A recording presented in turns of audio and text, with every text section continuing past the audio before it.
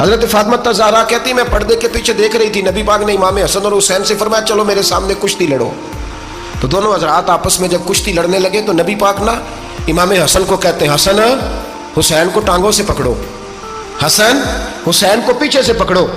جب نبی پاک بار بار امام حسن کو بتا رہے تھے تو سیدہ پیچھے سے بول پڑی، کہنے لگی یا رسول اللہ آپ چھوٹے کو بتائے، آپ بڑے کو بتا رہے ہیں، بڑا تو پہلے 11 مہینے بڑا ہے تو آپ چھوٹے کو بتائے بڑے کو بتا رہے.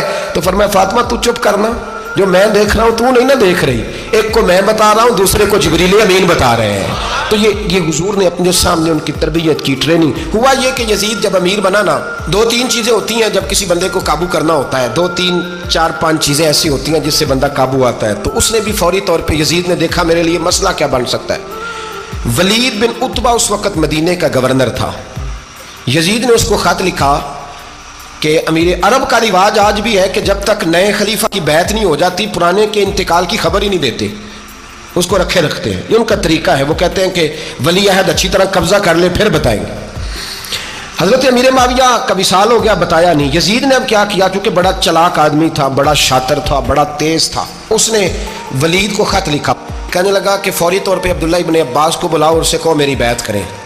یہ جو بیعت ہوتی تھی نا، یہ بھی سن لے کیا ہوتی تھی. یہ بیعت حلف ہوتا تھا کہ میں اللہ رسول کے نام پہ حلف دیتا ہوں کہ میں یزید کی اطاعت کروں گا، میں اس کے خلاف کوئی بغاوت نہیں کروں گا. کوئی یہ بیعت لوگ سمجھتے ہیں کہ بس ہاتھ پکڑنے کا نام بیعت تھا. اس بیعت کا متبادل جمہوری ملکوں کے اندر ووٹ آیا ہے.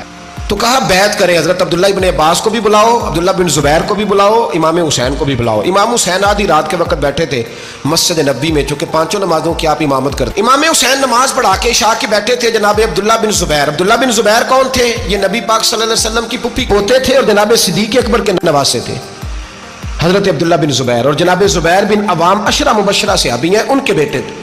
بہت زیرک آدمی تھے. یہ بھی امام حسین کے پاس بیٹھے تھے. عبداللہ ابن عباس بھی تھے جو حضور کے چچا کے بیٹے ہیں، اس امت کے پہلے مفسر ہیں قرآن پاک. یہ لوگ بیٹھے تھے.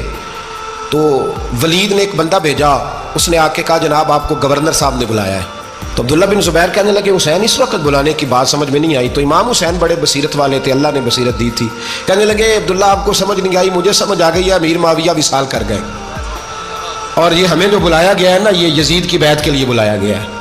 تو کہا پھر آپ آدھی رات کو نہ جائیں، آپ کے لیے خطرہ ہوگا. تو امام حسین فرمانے لگے خطرہ حسین کو نہیں ہوتا. نہیں، کہا پھر بھی آپ مہربانی کریں ذرا احتیاط سے جائیں.